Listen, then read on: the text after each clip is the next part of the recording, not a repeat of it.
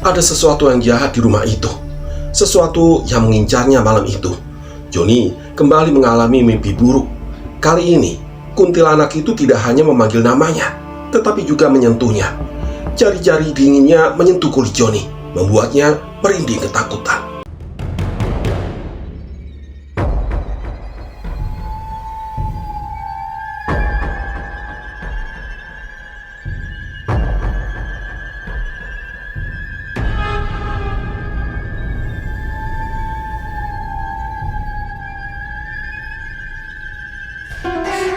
Bismillahirrahmanirrahim. Assalamualaikum warahmatullahi wabarakatuh. Ya, kembali lagi bersama Cerpen Horor. Cerpen Horor kali ini akan membacakan sebuah kisah dari akun Twitternya @hororpsikologis dengan judul konten horor.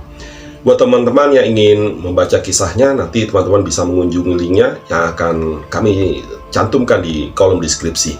Dan buat teman-teman yang baru saja bergabung, bisa membantu channel ini supaya bisa lebih berkembang lagi, yaitu dengan cara menekan tombol subscribe. Baik, yang ingin tahu bagaimana kisahnya, langsung saja kita bacakan ceritanya.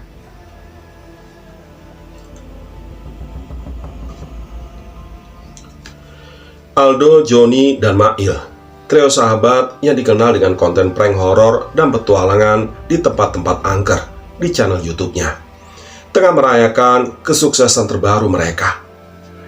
Video prank terbaru mereka, Pocong PS Kuntilanak, siapa yang lebih menakutkan, telah meledak view-nya di dunia maya, mengumpulkan ratusan ribu penonton hanya dalam hitungan hari. Di dalam studio mini mereka yang berantakan, yang mereka bangun asal-asalan di gudang tidak terpakai, yang ada di belakang rumah Aldo, Tawari yang bergema.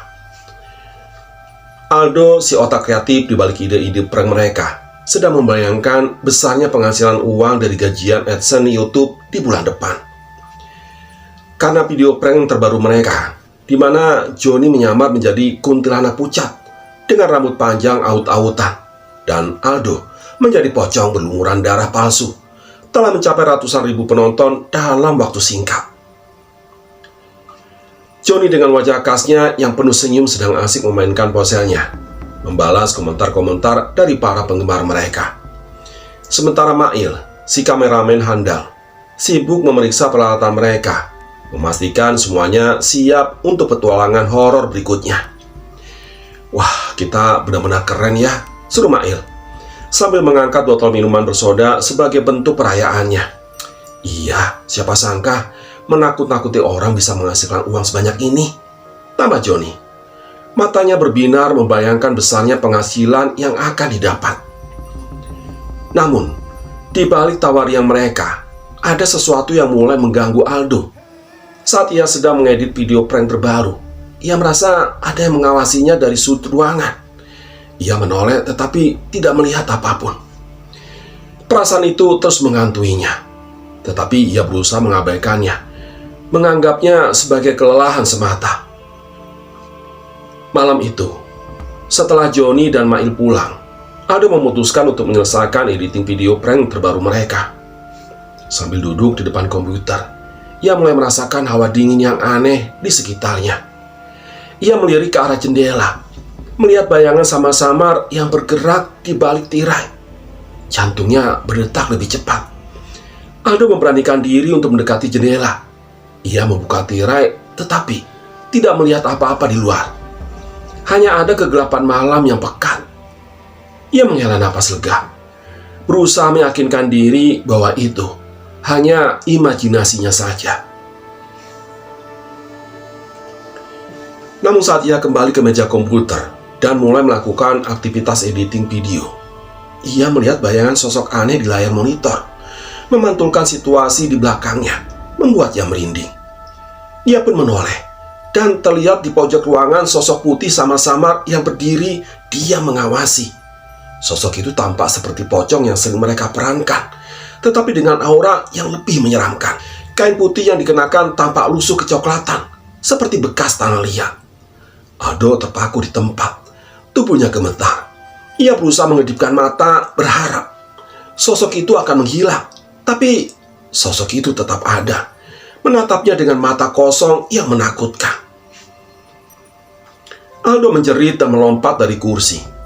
Ia berlari keluar dari studio dan meninggalkan komputer dan video yang masih menyala. Ia berlari sekencang-kencangnya menuju ke dalam rumah, meninggalkan halaman belakang tanpa berani menoleh. Ia hanya ingin menjauh dari tempat itu, dari sosok mengerikan yang telah menghantuinya. Beberapa hari setelahnya, kejadian horor juga menimpa Johnny. Saat itu, Johnny mendadak terbangun dengan napas yang terengah-engah. Keringat dingin membasahi sekujur tubuhnya. Mimpi buruk itu lagi. Sosok kuntilanak berambut panjang yang terus memanggil namanya. Wajahnya tersembunyi di balik kegelapan. Setiap malam, mimpi itu datang, semakin nyata dan menakutkan.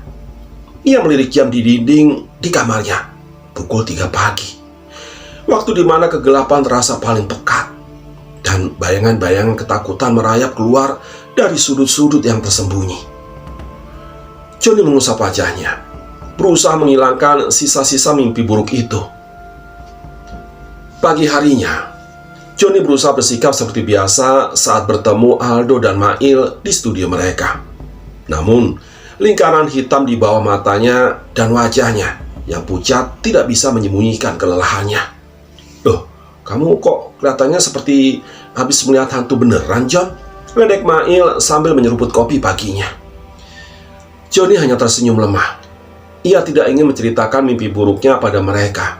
Ia takut mereka akan mentertawakannya, menganggapnya terlalu terbawa peran sebagai kuntilanak. Tapi keanehan tidak berhenti di situ. Saat mereka sedang syuting video terbaru di sebuah rumah kosong yang terkenal angker, Johnny merasa ada yang mengikutinya. Ia menoleh ke belakang, tetapi tidak melihat siapapun. Namun perasaan diawasi itu tidak hilang. Saat istirahat syuting, Johnny memutuskan untuk pergi ke toilet di lantai atas rumah itu.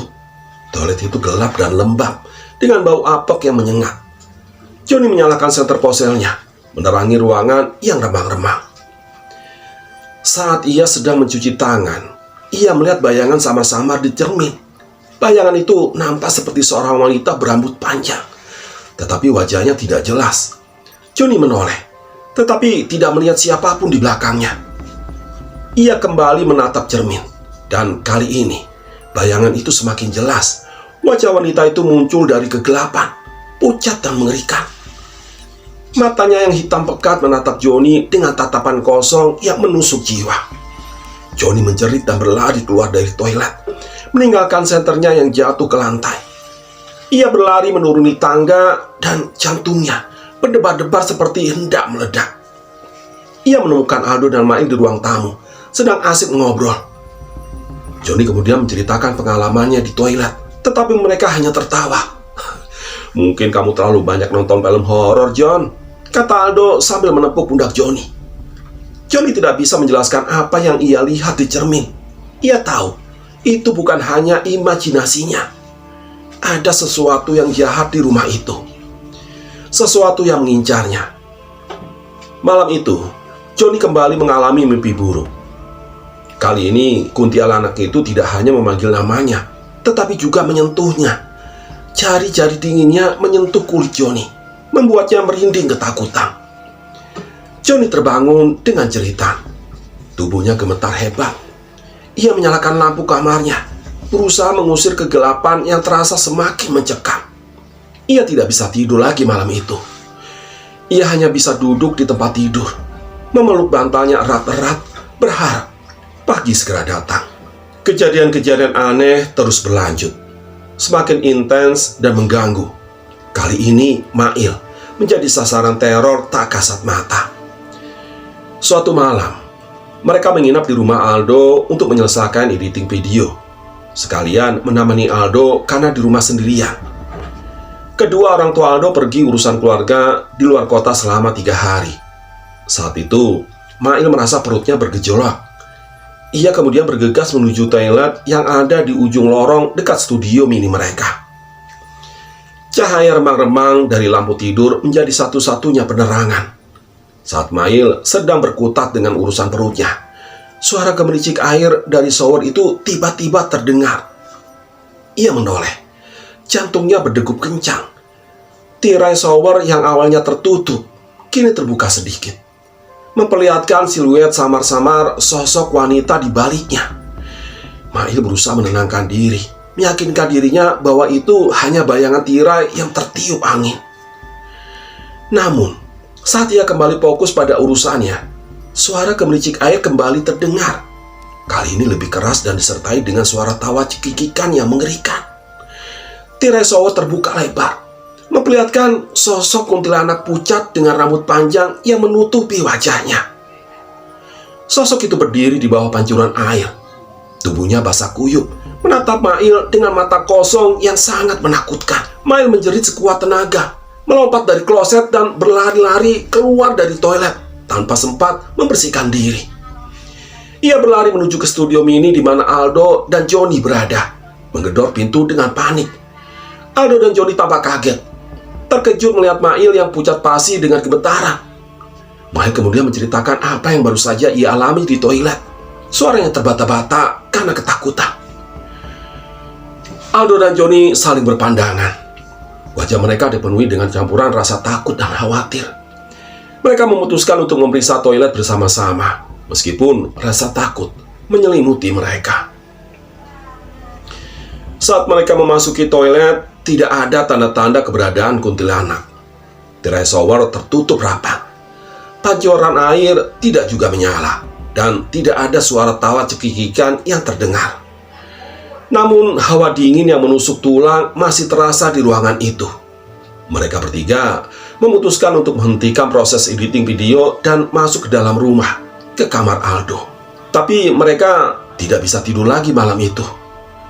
Mereka berbicara hingga pagi, mencoba mencari penjelasan logis atas kejadian-kejadian aneh yang terus menghantui mereka. Keesokan harinya, suasana di studio terasa berat. Ketakutan yang mereka alami mulai menggerogoti semangat mereka. Aldo yang biasanya selalu bersemangat dan penuh ide, kini terlihat murung dan tidak lagi fokus. Johnny yang biasanya ceria dan suka bercanda, kini lebih banyak diam dan termenung. Mail yang biasanya selalu siap dengan kamera dan peralatannya, kini terlihat ragu-ragu dan tidak yakin. Mereka bertiga menyadari bahwa mereka tidak bisa terus hidup dalam ketakutan. Mereka harus mencari cara untuk menghentikan teror yang menghantui mereka, atau mereka akan terus hidup dalam bayang-bayang kegelapan. Malam semakin larut. Keheningan mencekam menyelimuti rumah Aldo. Trio sahabat itu memutuskan untuk tidur lebih awal, berharap kelelahan fisik dapat mengusir ketakutan yang menghantui mereka. Aldo merebahkan diri di kasurnya, berusaha memejamkan mata. Namun, bayangan kuntilanak di toilet dan sosok samar di balik tirai shower terus berputar-putar di pikirannya. Ia membolak-balikan badan, tidak bisa menemukan posisi yang nyaman.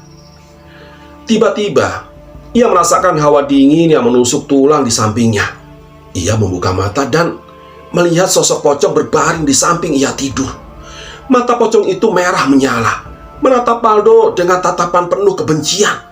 Aldo menjerit sekuat tenaga dan tubuhnya gemetar hebat. Ia berusaha bangkit dari tempat tidur, tetapi tidak bisa. Kakinya gemetar tapi kaku, tidak bisa digerakkan. Pocong itu tetap diam di sampingnya dengan tatapan mata yang kosong tapi menyeramkan, seolah menahannya agar tidak pergi kemana-mana. Aldo kemudian meronta-ronta, berteriak, berusaha agar dia bisa bergerak. Si pocong tetap tidak bergeming. Lalu, hal yang lebih menakutkan lagi, pocong itu semakin mendekatkan tubuhnya ke arah Aldo. Wajahnya yang mengerikan semakin jelas terlihat. Bau busuk yang menyengat keluar dari tubuhnya, membuat Aldo mual dan pusing. Aldo merasa tenaganya terkuras. Ia pasrah, menunggu nasib buruk yang akan menimpanya. Ia memejamkan mata dan air matanya mengalir di pipinya. Tiba-tiba, ia mendengar suara teriakan Johnny dan Mail. Mereka berlari dari ruang keluarga ke tempat mereka baru saja menonton televisi dan masuk ke kamar Aldo.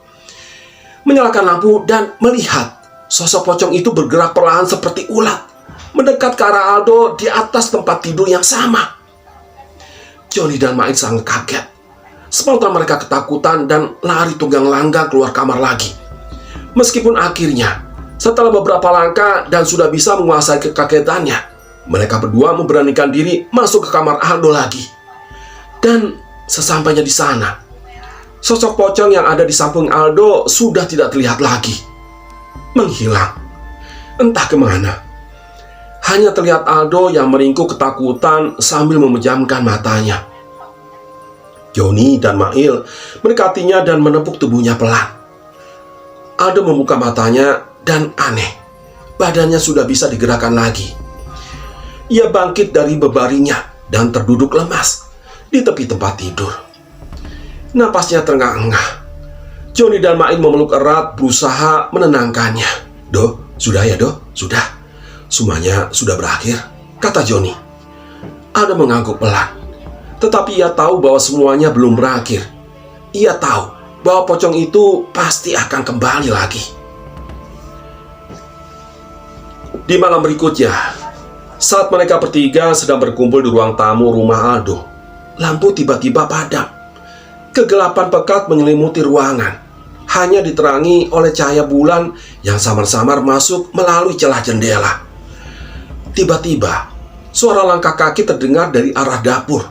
Langkah kaki itu semakin dekat, hingga akhirnya berhenti tepat di depan pintu ruang tamu. Pintu terbuka perlahan, dan sosok pocong yang sama yang pernah meneror Aldo muncul di ambang pintu.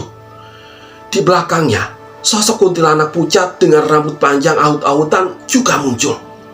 Matanya yang kosong menatap mereka dengan tatapan dingin. Aldo, Johnny, dan Mail terpaku di tempat, tidak bisa bergerak atau bersuara. Ketakutan yang luar biasa mencengkeram mereka, membuat mereka tidak berdaya. Pocong itu melangkah masuk ke dalam ruang tamu diikuti oleh kuntilanak. Mereka bergerak perlahan mengelilingi Aldo, Johnny, dan Mail. Aldo merasakan hawa dingin yang menusuk tulang saat pocong itu berada di dekatnya. Ia bisa melihat wajah pocong yang membusuk dengan jelas. Baunya yang busuk membuat perutnya menjadi mual. Johnny merinding. Johnny merinding ketakutan saat kuntilanak itu menyentuh lengannya dengan jari-jari dinginnya. Ia bisa merasakan energi negatif yang kuat dari kuntilanak itu, membuatnya ingin berteriak, tetapi tidak bisa. Mail hanya bisa memejamkan mata, tidak berani melihat kedua hantu yang mengerikan itu. Ia berdoa dalam hati, berharap teror itu segera berakhir.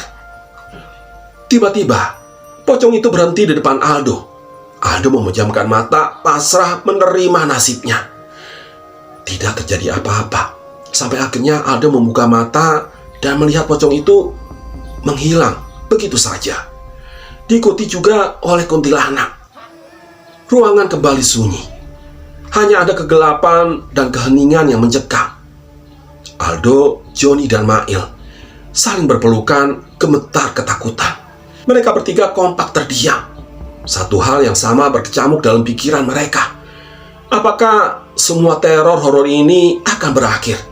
Ataukah masih akan ada lagi? Tidak ada yang tahu jawabannya. Ya, demikianlah cerpen horor kali ini. Sampai ketemu lagi di cerpen horor berikutnya. Terima kasih. Assalamualaikum warahmatullahi wabarakatuh.